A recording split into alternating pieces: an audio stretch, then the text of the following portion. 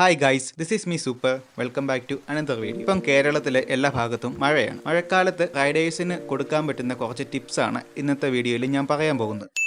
Tip number 1, tyre pressure. ഈ ഒരു സമയത്ത് കേരളത്തിലെ എല്ലാ ഭാഗത്തും നല്ല മഴയാണ്. മഴ നനഞ്ഞാണ് നമ്മൾ കൂടുതലും ബൈക്ക് ഓടിക്കുന്നതും യാത്ര പോകുന്നതും. ബൈക്കും റോഡും തമ്മിലുള്ള പ്രൈമറി കോണ്ടാക്ട് ടയർ ആയതുകൊണ്ട് തന്നെ നമ്മുടെ വണ്ടിയുടെ ടയർ പ്രഷർ നമ്മൾ സ്ഥിരം അടിക്കുന്ന ആ ഒരു നമ്പറിൽ നിന്ന് 3-4 PSI കുറച്ചടിക്കുവാണെങ്കിൽ ടയറിന് ഗ്രിപ്പ് കൂട്ടാൻ പറ്റും. അത് ഒരു എയർ ചെക്ക് ചെയ്യുന്ന സ്ഥലത്ത് പോയിട്ട് അവിടെ നിൽക്കുന്ന ആളോട് പറയുവാണെങ്കിൽ അവർ നമുക്ക് വേണ്ട രീതിയിൽ പ്രോപ്പറായിട്ട് അത് ചെയ്തു തരും. ഇങ്ങനെ ചെയ്യുന്നത് കൊണ്ടുള്ള ഒരു ഉപകാരം എന്ന് വെച്ചാൽ ഈ വെറ്റ് കണ്ടീഷൻ ആയതുകൊണ്ട് തന്നെ റോഡെല്ലാം തെന്നിക്കിടക്കുമായിരിക്കും. റോഡിൽ കൂടെ വെള്ളം ഒഴുകുന്നത് കൊണ്ട് തന്നെ ഓയില്, ഡീസല് അങ്ങനെയുള്ള കാര്യങ്ങളെല്ലാം സർഫസിൽ ഉണ്ടായിരിക്കും. അപ്പം നമുക്കത് പെട്ടെന്ന് കണ്ടുപിടിക്കാൻ പറ്റണമെന്നില്ല, അല്ലെങ്കിൽ നമ്മൾ തിരിച്ചറിയാൻ പറ്റണമെന്നില്ല. ഡീസൽ വേണം തന്നെ നിർബന്ധമില്ല. വെള്ളമാണെങ്കിൽ പോലും നമുക്ക് ടയർ സ്ലിപ്പാകാനുള്ള ചാൻസ് ഈ സമയത്ത് വളരെ കൂടുതലാണ്. നമ്മൾ സ്ഥിരം മെയിൻറ്റെയിൻ ചെയ്യുന്ന ടയർ പ്രഷറിൽ നിന്ന് ഒരു 3 PSI വരെ കുറച്ചിടുവാണെങ്കിൽ ടയറിന്റെ ഗ്രിപ്പ് നമുക്ക് ഇമ്പ്രൂവ് ചെയ്യാൻ പറ്റും. അപ്പം ബൈക്കും റോഡും തമ്മിലുള്ള കൺട്രോൾ ഇച്ചിരി കൂടും.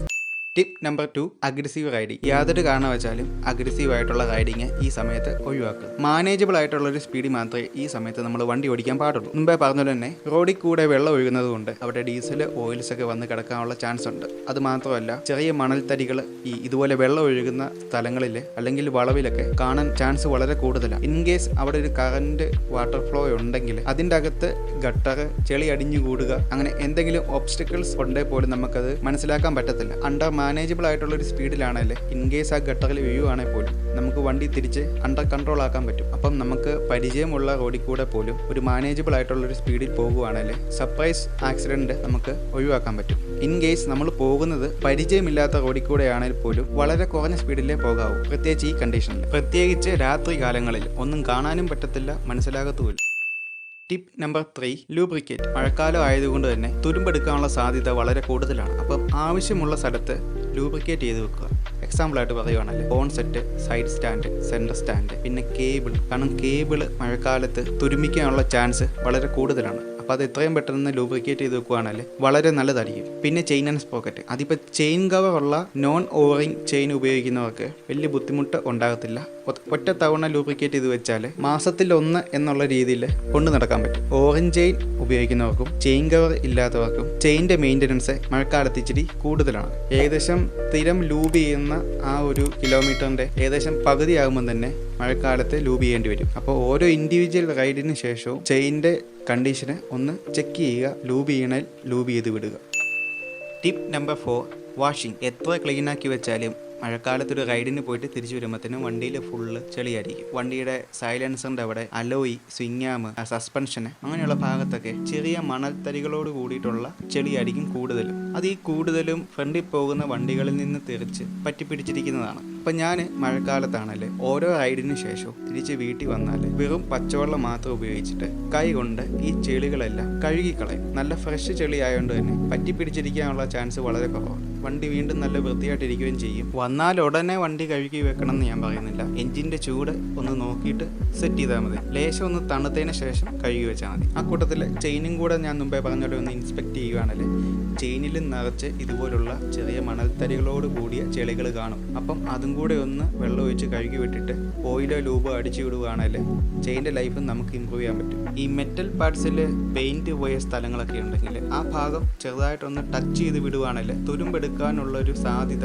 നമുക്ക് ഒഴിവാക്കാൻ പറ്റും. അതേ മോഡൽ ഒരു നോർമൽ പെയിൻറ്റ് മേടിച്ചിട്ട് ചെറുതായിട്ടൊന്ന് ടച്ച് ചെയ്ത് വിട്ടാൽ മതിയായിരിക്കും. ഇങ്ങനെ ഓരോ റൈഡിന് ശേഷവും അതിൽ പറ്റിപ്പിടിച്ചിരിക്കുന്ന ചെളിയൊക്കെ കഴുകി കളയുവാണെങ്കിൽ വെൽഡിംഗ് പാർട്സിൽ വരാൻ സാധ്യതയുള്ള തുരുമ്പ് നമുക്ക് ഒഴിവാക്കാൻ പറ്റും. അതുപോലെ സസ്പെൻഷൻ ക്ലീൻ ആക്കി വെക്കാൻ പറ്റും. അതുപോലെ ചെളി പറ്റിപ്പിടിച്ചിരുന്ന് അത് ചൂടായിട്ട് പിന്നെ ഒരിക്കലും പോകാതെയാവും. ആ ഒരു അവസ്ഥയെ നമുക്ക് ഒഴിവാക്കാൻ പറ്റും. പിന്നെ ഓവറോൾ വണ്ടി എപ്പോഴും മഴക്കാലത്ത് നല്ല വൃത്തിയായിട്ടിരിക്കുകയും ചെയ്യും. ലാസ്റ്റ് നല്ലൊരു തുണി കൊണ്ട് തുടച്ചു വെക്കുകയും വേണം. അതാരും മറന്നുപോകല്ലേ.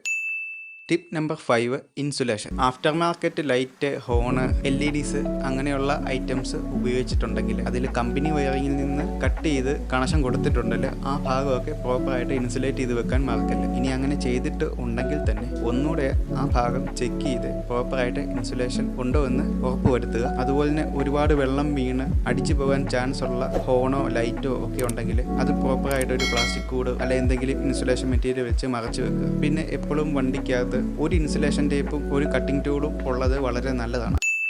ടിപ്പ് നമ്പർ 6, പെട്രോൾ ഓവർഫ്ലോയ്ക്ക് വേണ്ടി ഒരു ഹോള് നമ്മുടെ ടാങ്കിന്റെ ക്യാപ്പ് ഊരുമ്പം അതിന്റെ സൈഡിൽ കാണാൻ പറ്റും. പെട്രോൾ അധികം അടിച്ചിട്ട് ഓവറായിട്ടുള്ള പെട്രോൾ ആ വഴിക്ക് ഒഴുകി പോകാൻ വേണ്ടിയാണ് അവിടെ അങ്ങനെ ഒരു ഹോൾ ഇട്ടേക്കുന്നത്. പഴയ വണ്ടിയൊക്കെ ആണെങ്കിൽ പെട്രോൾ ക്യാപ്പിന്റെ സീലിംഗ്, അതായത് അതിന്റെ ഒരു ബീഡിംഗ് ഒക്കെ പോയിട്ട് ചിലപ്പം വെള്ളം അതിന്റെ അകത്തോട്ട് വീഴാനുള്ള ചാൻസ് വളരെ കൂടുതലാണ്. അപ്പൊ ആ ഹോള് വർക്കിംഗ് ആണെങ്കിൽ ആ വഴിക്ക് ആ വെള്ളം ഒഴുകിപ്പോക്കോളും. എന്തെങ്കിലും കാരണത്താൽ അത് അടഞ്ഞിരിക്കുകയാണെങ്കിൽ ആ ഒരു ഭാഗത്ത് വെള്ളം നിറഞ്ഞിട്ട് അത് ടാങ്കിന്റെ ഉള്ളിലോട്ട് പോകും. പിന്നെ അത് മിസ്സിങ് അങ്ങനെയുള്ള ഓരോ പ്രോബ്ലംസിന് കാരണമാണ്. മഴക്കാലത്ത് മാത്രമല്ല, എല്ലാ സമയത്തും ആ ഒരു ഹോള് പ്രോപ്പറായിട്ട് ഫങ്ഷനിങ് ആണോ എന്ന് നമ്മൾ ചെക്ക് ചെയ്യേണ്ടതാണ്.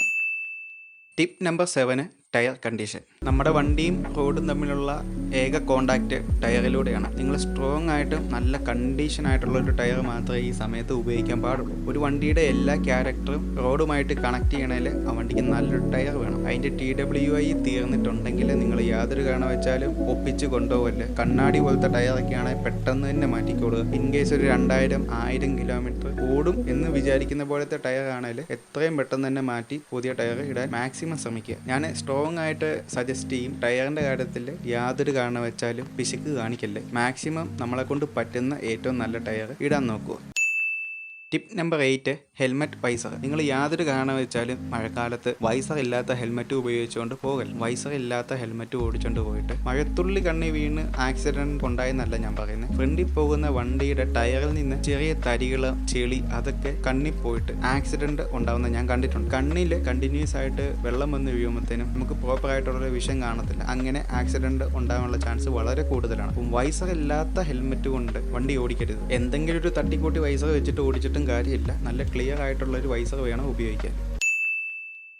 രാത്രി കാലങ്ങളിൽ മഴക്കാലത്തുള്ള യാത്ര എന്ന് പറയുന്നത് വളരെ ബുദ്ധിമുട്ടുള്ളതാണ്. പ്രത്യേകിച്ച് വൈറ്റ് ലൈറ്റാണ് നമ്മൾ ഉപയോഗിക്കുന്നതെങ്കിൽ അത്രത്തോളം എഫിഷ്യൻ്റ് ആയിരിക്കത്തില്ല. വ്യക്തമായിട്ടുള്ള ഒരു കാഴ്ച നമുക്ക് കിട്ടത്തില്ല. ഒരു അൾട്ടർനേറ്റ് ഓക്സ് പോലെയുള്ള സാധനങ്ങൾ ഉപയോഗിക്കുക. ഇനി വളരെ മോശം അവസ്ഥയിലുള്ള ഹാലജൻ ലൈറ്റാണ് നമ്മൾ ഉപയോഗിക്കുന്നതെങ്കിൽ അതൊന്ന് മാറ്റി പുതിയ ലൈറ്റ് മേടിച്ച് വെക്കാൻ ശ്രമിക്കുക. ഞാൻ ചെയ്തുകൊണ്ടിരിക്കുന്നതും എനിക്കറിയാവുന്നതായിട്ടുള്ള കുറച്ച് ടിപ്സാണ് ഞാനിപ്പോൾ പറഞ്ഞത്. നിങ്ങൾക്ക് ആർക്കെങ്കിലും ഇനിയും ടിപ്സ് അറിയാമെങ്കിൽ കമൻ്റ് ആയിട്ട് ഇടുക. ഇങ്ങനെ ഒരു ടിപ്സ് ഇടാൻ കാരണം ഇതുപോലെ മഴക്കാലത്ത് പോയിട്ട് ആക്സിഡന്റ് ഉണ്ടായിട്ടുള്ള ഓർമ്മകൾ എനിക്ക് ഉള്ളത് കൊണ്ടാണ്. എന്നെ പോലെ ഇതുപോലെ ഓർമ്മകളുള്ള ഒരുപാട് പേര് കാണും.